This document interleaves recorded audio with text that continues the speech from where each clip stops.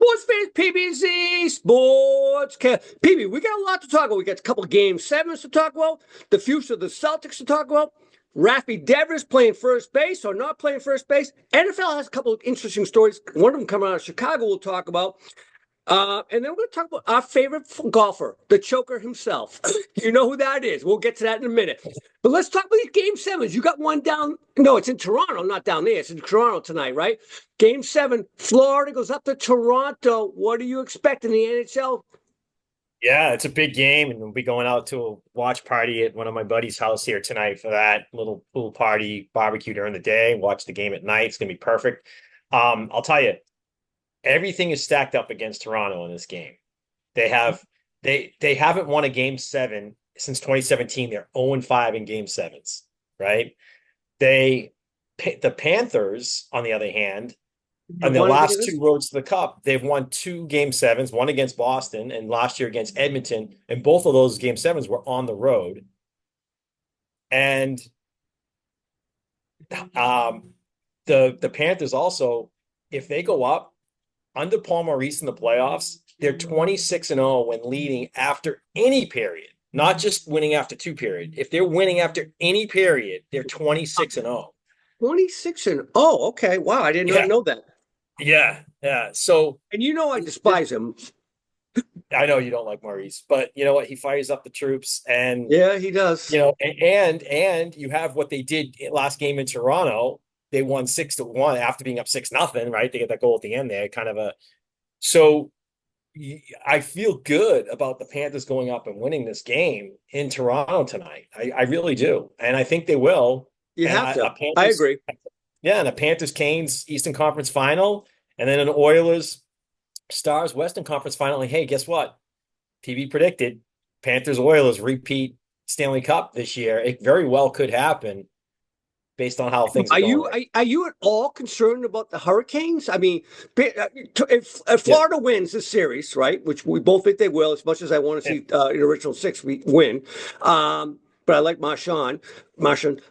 Carolina's sitting there going to be rested. They won in 5 games, and they look completely dominant over Ovi and the Capitals. Are you any bit worried about that?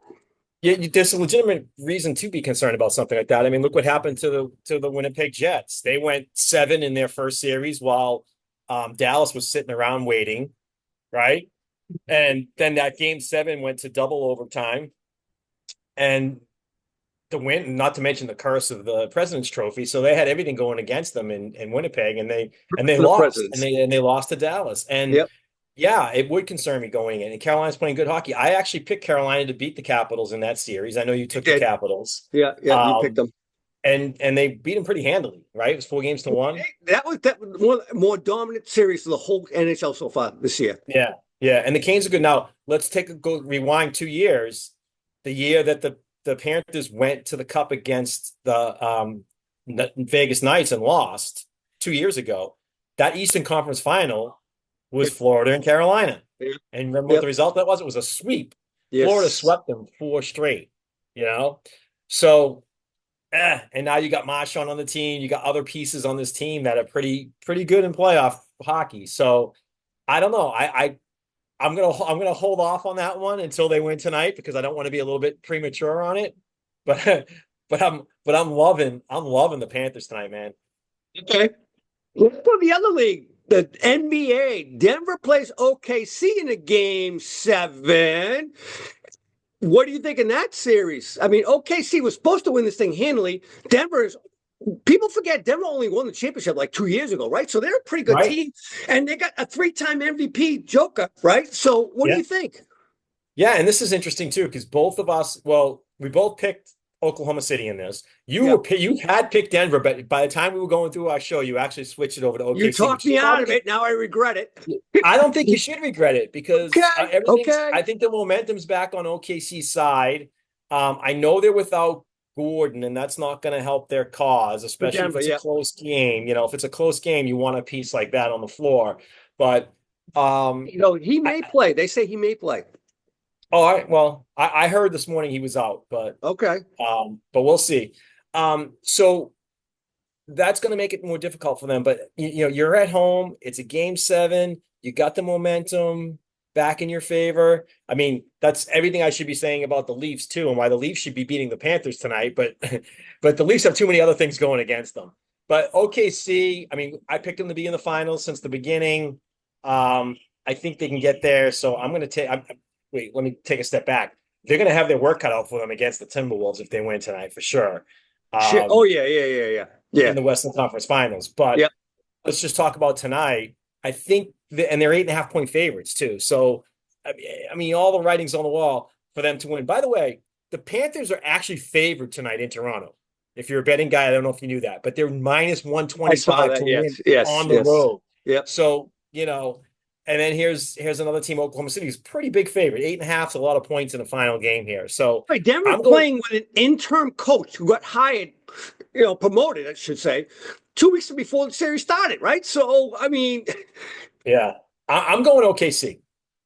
Yeah, you have to take those odds. I agree with you. Let's stick to the NBA for a minute because as a Boston fan, a devastating loss, 38-point blowout at the Knicks the other night. And there's a lot of repercussions from that. There's talk about the fact that they're going to be in the second echelon of the luxury tax. So some people have to go. I mean, is the window closed? There was a story today in the Boston Globe, the window's closed on this core group. What do you think?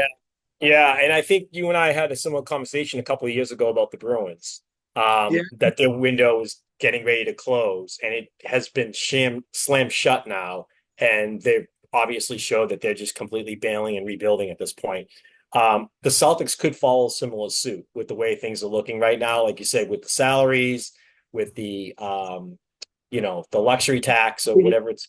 Tatum won't be back, so probably almost the playoffs next year, right? Right. Tatum's going to miss pretty much the whole regular season. You got some other big names you have to sign. I don't think you're going to have that same starting five, either Porzingis or Drew Holiday or Jaylen Brown or Derek White. He's an unrestricted free agent. Al Horford, who I thought was one of the unsung heroes in the playoffs for them. Yeah, he can be. Yeah, him, Pritchard too. But I mean, those guys they're all not going to be there. It's not going to be the starting five. Well, we know it's not going to be the starting five because Tatum's not going to be there. But those other four guys, I don't think all four of them will even be there. And it might be one or two of them that isn't there. So I'm concerned. I'm not going to say the window's shut, but it's like halfway closed.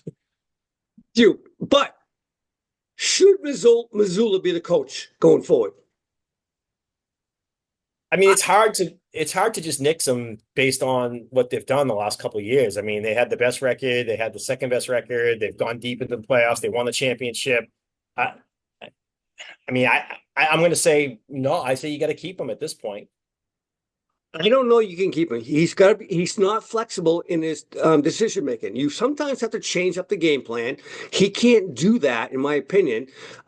I would love to see a guy like Mike Malone. Oh, Denver Nuggets. Do you remember him? Come in here. I don't know. We'll see. But I think they're going to make a change. Speaking of changes, let's move over to MLB. Rafi Devers was not happy. We've talked about this earlier this year about not playing third base. He needs to play the field, he said, to stay ahead in the game. He's getting an option to play first base now, and he said no. What do you make of that? I mean, I think it's a natural progression in Major League Baseball as you start to age and younger talent comes in. You move to first base, and then eventually you move to designated hitter. What's Rafi's age right now? Alex Bregman's older than Rafi, by the way. But he's better. I mean, he's much better. You're right. Yeah. I always questioned Devers at third base. I mean, he made some amazing plays, but he also didn't make a lot of plays. He makes little league plays sometimes, right? I mean, little league bad plays. Yeah. So I always question him at third base anyways. He's kind of built like a first baseman, He doesn't work out in the offseason. He's like Luka. He's a little too obese to play that position in my mind. Play first base. That's perfectly. You don't have to lose any weight. Yeah, I would say stick him at first base and let him do his thing there. And, eventually as his career goes on. You're at the right age. You remember the Boomer, right? Yeah.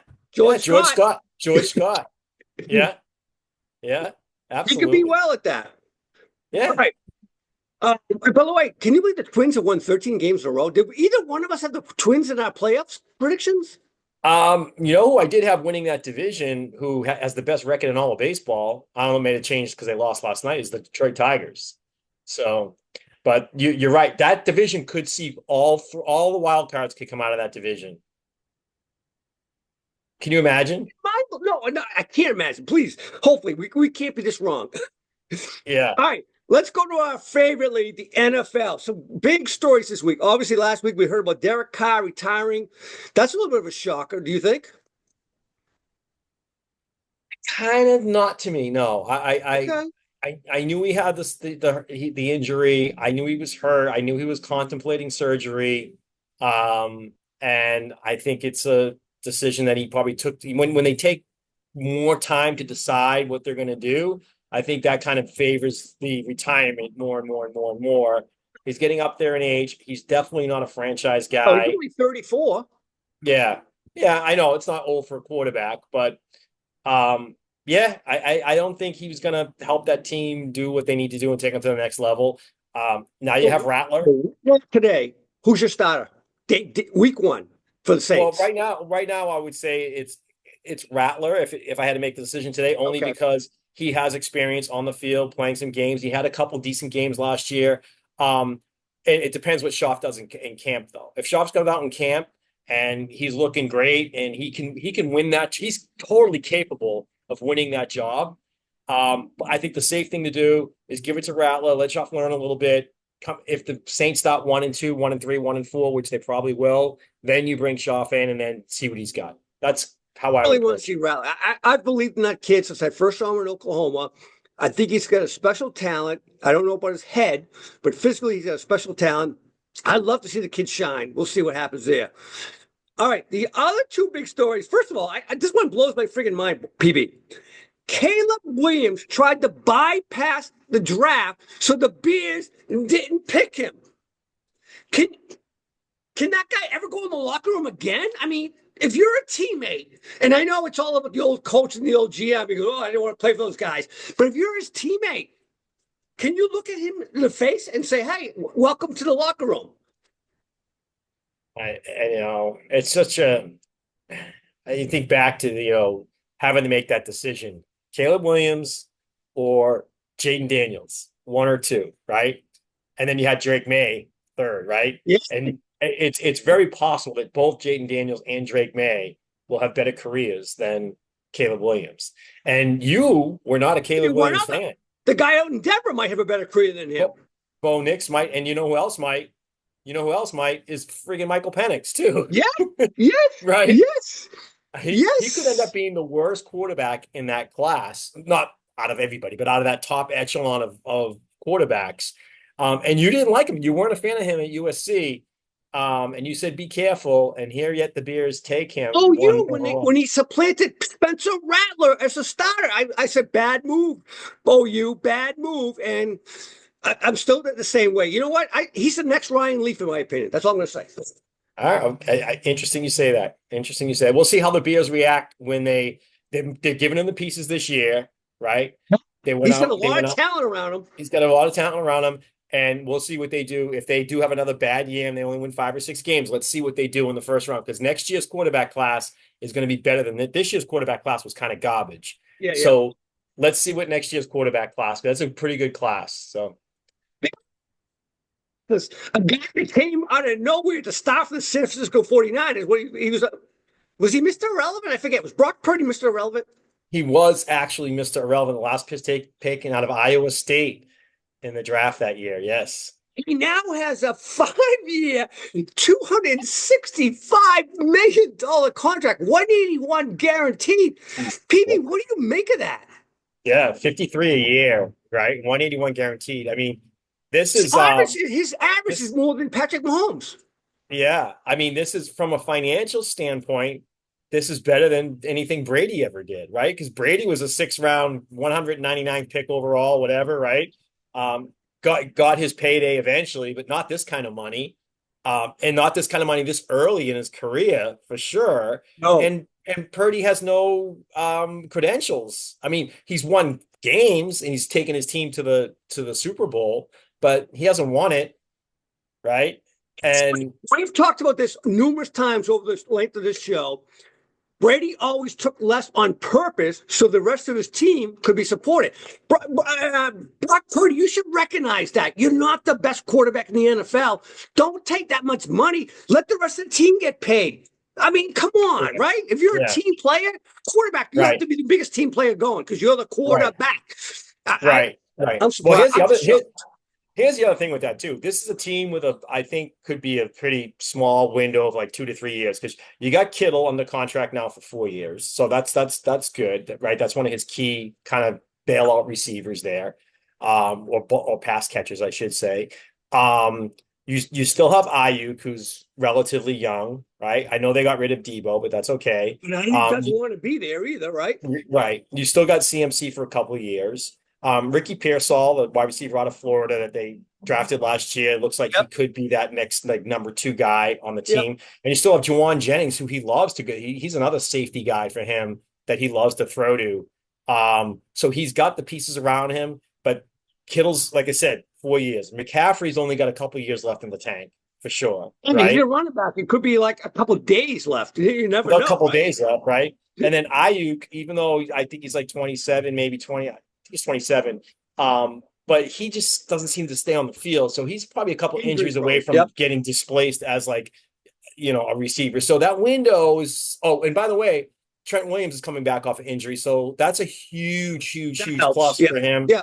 But let's see if Trent Williams can be his old self and protect him the way he needs to be protected, so he has time to throw. I'm not worried about the defense. A lot of pieces are gone from that defense in the last year or two. So that's which carried them historically in the past. Although they do have Salah coming back as the DC, that's a good move, I think, in my opinion. He should never have been a head coach. DC was his right position, so we'll see. Yeah. All right, let's wrap this up with our favorite topic. Rory McIlroy playing in the PGA. He wins the Masters 2 weeks ago, right, or whatever it was. And now he goes out and shoots a complete dart in the first round in the PGA. Did he even make the cut? I don't even know if he made the cut. Did he make the cut? Yeah, because he teed off this morning. He teed off early, so he's not really in the running. And of course, Scotty Scheffler.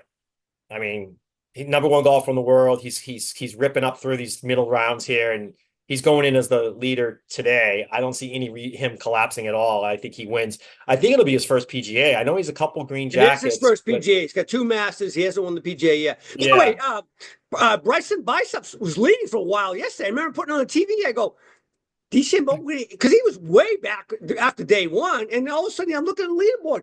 DeChambeau's leading. He was -7, and then he had a double bogey and a bogey, and that knocked him out of anything after that, right? You call him Bryson Biceps? Yeah. That's great. Yeah, he is a big dude. He's a big hitter. I like watching him. He's one of my favorite golfers to watch. I like watching Scotty Scheffler though too. It's when you get into the 4 majors in golf, it's the one time that I don't mind sitting on an afternoon, just having it on in the background and seeing how things are going. Just the volume and the announcing of it. There's something about it that just makes you want to kind of crack a beer and relax and, sit out in the sun. With you on that. All right, my man. Good luck with your Florida Panthers tonight. Have fun at the watch party. Thanks, man.